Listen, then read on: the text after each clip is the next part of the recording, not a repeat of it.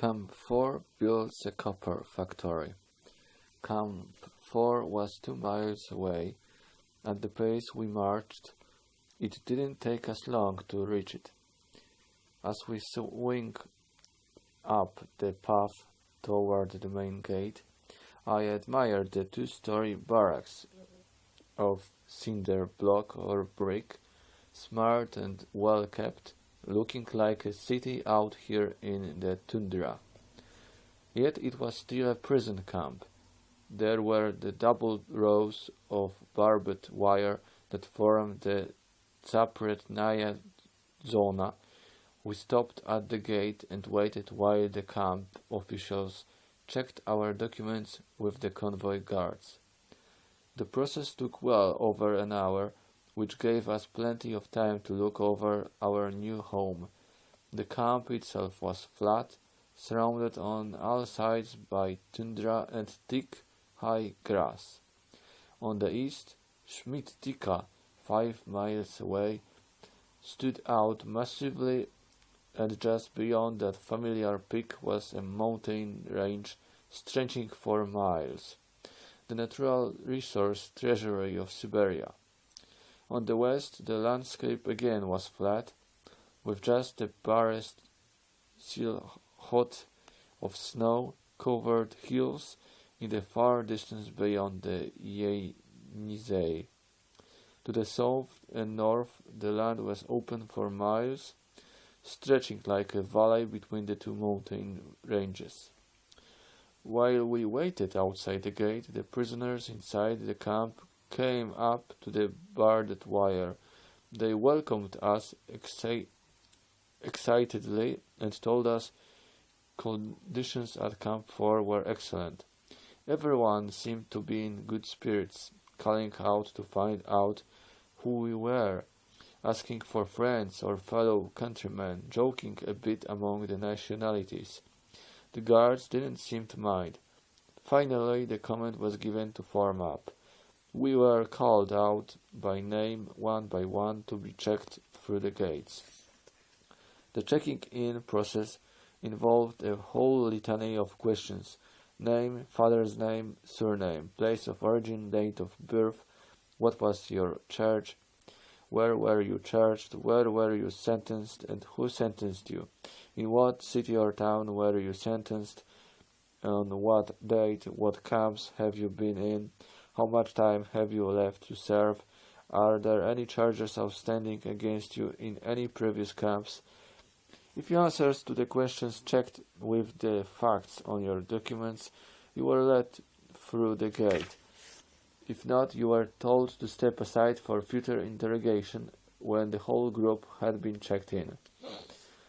Once we were inside the gates, the guards subjected us to a thorough search, then passed us on the Narodchik foreman, who would assign us to brigades, and the Pompobit manager, who assigned us living quarters. The foreman and manager led us to the bookkeeping department to register our belongings. We were supposed to have, and were only permitted to keep, the regular prison camp issue. In summer, a cap, jacket, trousers, work, shoes, 1 pair of underwear, and a long cloth to wrap around our legs like puttees instead of socks. Later on, the manager warned us, when you get your assigned bunk, you must register with the bookkeeper your mattress, pillow, blanket, and any other utensils given for your personal use. When winter came, we would turn in our summer clothes and get a pair of valenki, wadded pants, wadded jacket, and wadded winter cap with doeskin earlaps, a heavy undershirt, and heavier pair of puttees, a pair of canvas gloves, and if we worked outside, a pair of cotton gloves. This winter issue had to last us through 2 winters, but the summer wear was only for a year. After we registered, the foreman led us to the clubhouse, a spacious one-story barrack in the center of camp. It was equipped with cards and chess sets, a few papers and pamphlets, and good workers won the privilege of reading books. Sometimes on big holidays such as May Day and the October Feast, there might also be movies in the clubhouse for the outstanding workers. We weren't free at the moment to walk around the camp, since we had not yet been assigned to a brigade or barrack. But the men from the camp began to mill around the clubhouse looking for old friends. They simply ignored the guards who tried to keep them away. Here, for the first time, I met a priest I hadn't seen since 1941. He had been told I was in camp, so he came looking for me from group to group.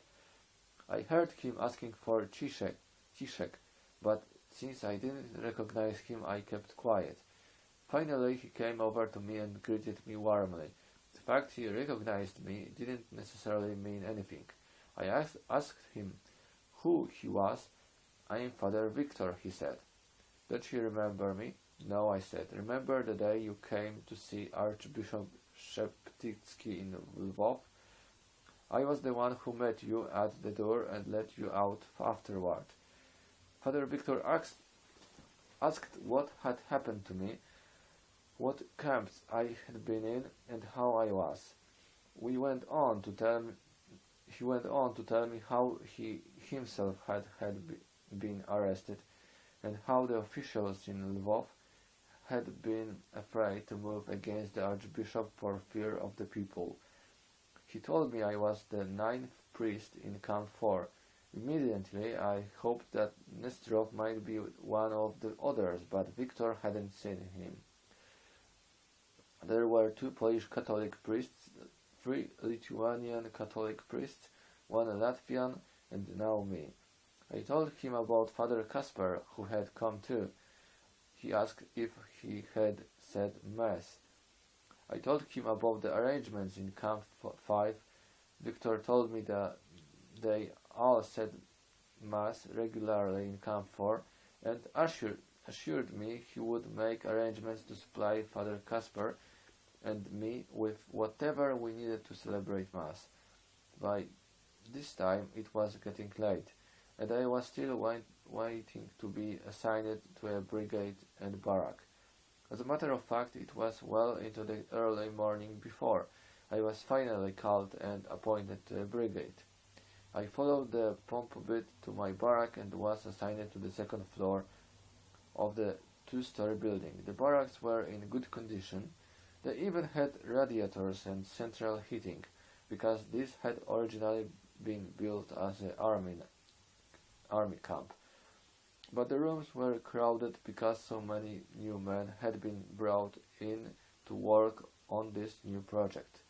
Since we had been told we were to report for work next morning, I lost no time getting to sleep.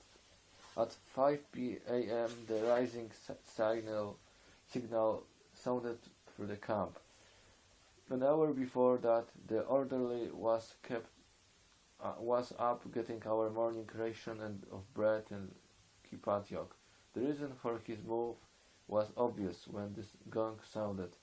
There was a monstrous traffic jam in the barrack. It soon became apparent that despite the comforts of these barracks, there were just too many people in them.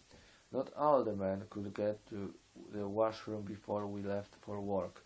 Breakfast was the proverbial commuter's nightmare, eaten on the run. The site selected for the new copper factory in the combinat was about 3 miles south of the camp. There was no road to it, but we made a road by tramping, thousands at a time.